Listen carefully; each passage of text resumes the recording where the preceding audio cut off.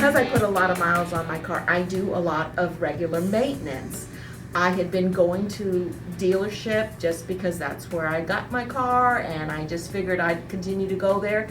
But little by little, I was having a little doubts, maybe not always getting what I needed, sometimes having to go back to have something corrected that was not done exactly right.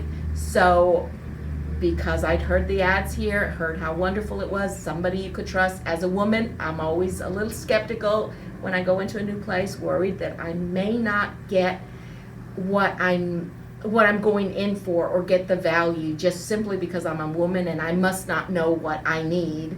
And coming here, I've just felt comfortable. I feel like I always get what I need. The service is great. It's relatively easy to get in when I plan ahead of time, and I know that my car's being treated correctly, and the prices are fair. And again, I get value out of every dollar I spend here.